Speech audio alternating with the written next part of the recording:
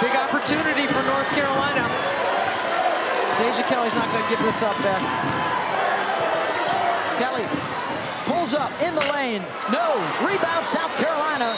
And now they got a foul. Raven Johnson has only made a couple of trips to the free throw line all season. One more to give. Actually, the next foul will get South Carolina at the free throw line.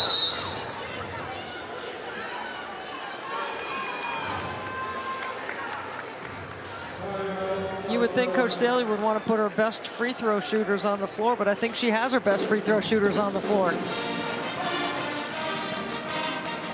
Each side with one timeout remaining. And the possession arrow is also with South Carolina.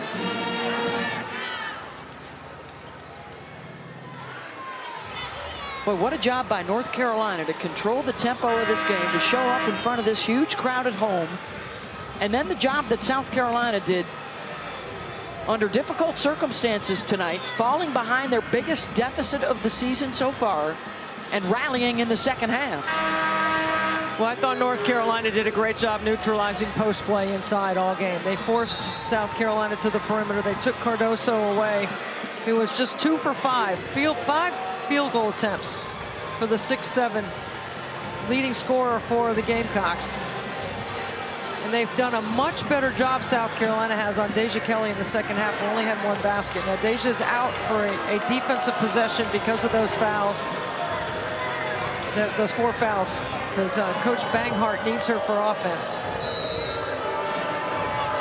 Pow to inbound. Johnson's got it. And there's the 5th team foul. 4 on Usby. You're going to test Raven Johnson, who's 2 for 3 on the season from the free throw line. And both of those are tonight. 2 for 2.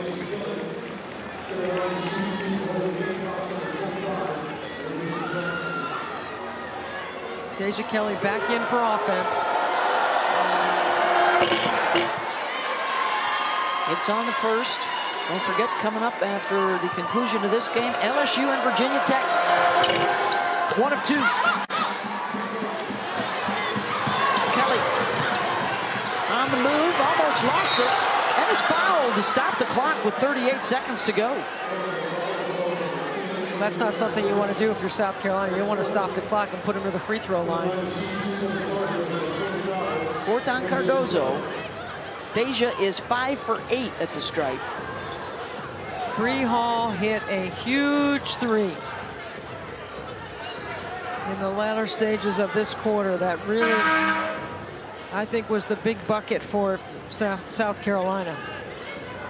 Hall with 50 and Pow with 14. So the guards have come through with some big buckets. Watkins and Kitts, big contributions in this second half. Well, having watched North Carolina multiple times this season, their defense has kept them in games. Their offense has been the part that they haven't been able to put together, but they've done a much better job tonight. To a 2-possession game. Kelly gets the second. Offense, defense.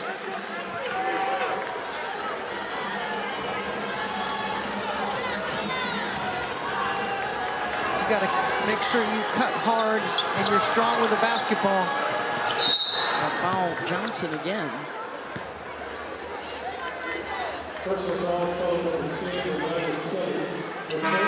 Well, let's revisit what might have been the play of the game. I think this right here, with 2:08 on the clock, was the separator for the Gamecocks.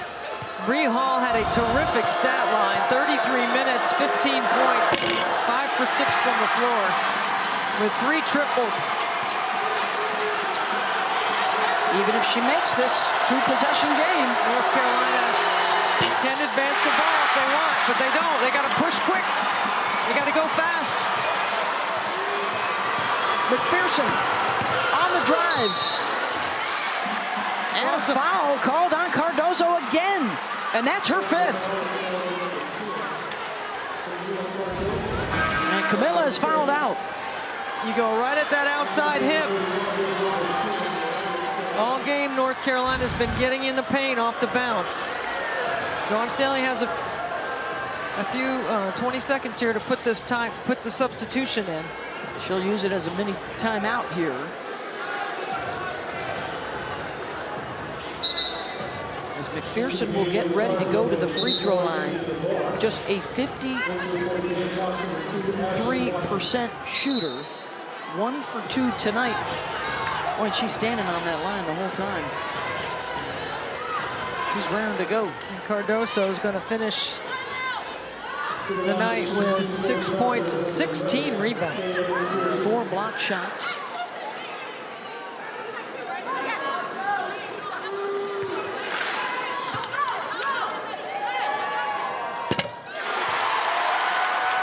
That's a confident shooter in McPherson. This one to make it a 1-possession game. Timeout. South Carolina, that is their last.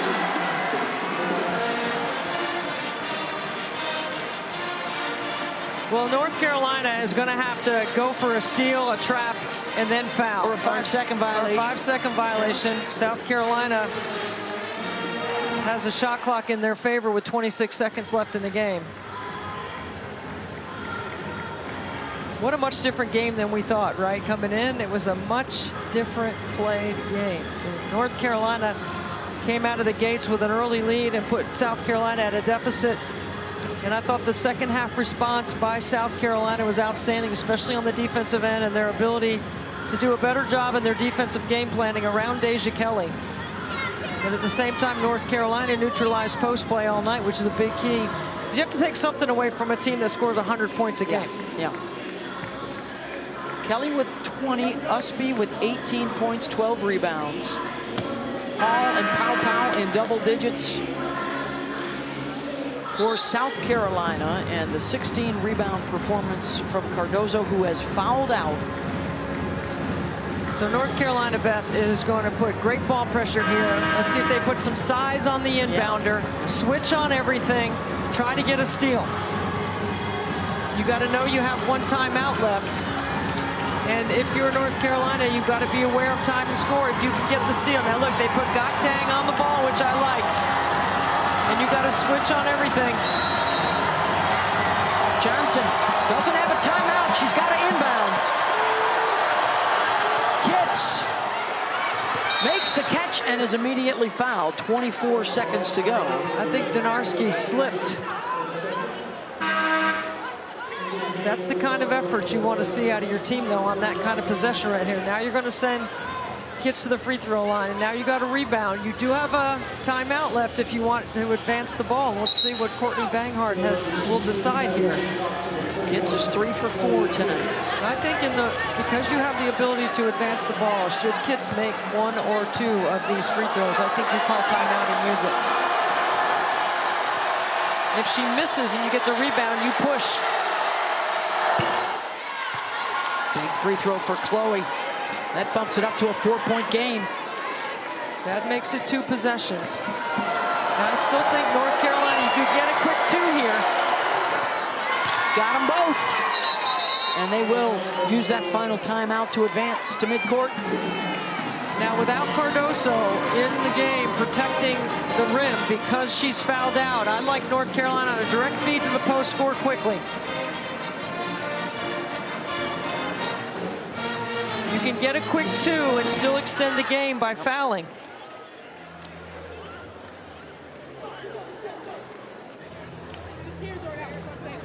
Watkins has 4 fouls for South Carolina. Kelly, Usby, and Gokdang have 4 fouls each for North Carolina. And you know what, Beth? We're still in November. This has been outstanding. And coming up next, Virginia Tech and LSU. That's going to be awesome. Oh, yep.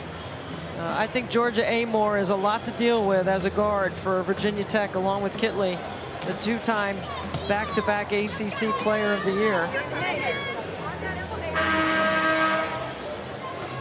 Virginia Tech and LSU, by the way, they'll start on ESPN News, and then we'll get you there at the conclusion of our game. Nice little bounce back by the SEC tonight, by the way. Arkansas has beaten Florida State. Kentucky has beaten Boston College. Syracuse a winner over Alabama.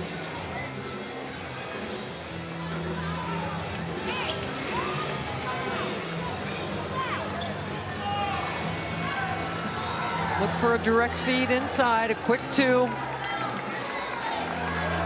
But Donarski is open, she'll shoot it, but I also like Deja Kelly getting the ball right back and driving. She's the inbounder. Here we go. McPherson, oh, she fell, coming in, gets it back to Kelly. She lost her shoe. Shoe is off. She's trying to scramble to pick it up. Donarski, no. Rebound, Watkins. Tough break for the Tar Heels. And a big rebound for Watkins. I've seen a player lose their shoe, but I've never seen a player try to put it back on while the game is going on. And this is the 5th foul on Deja Kelly. She's done. McPherson cuts so hard, she cuts right out of her shoe. But then she bothers to go get it and put it on. So Kelly is out for North Carolina.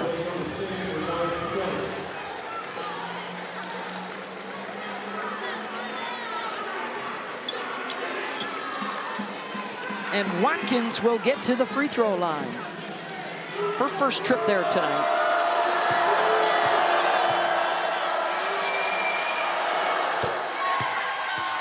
Clutch free throws here down the stretch for South Carolina.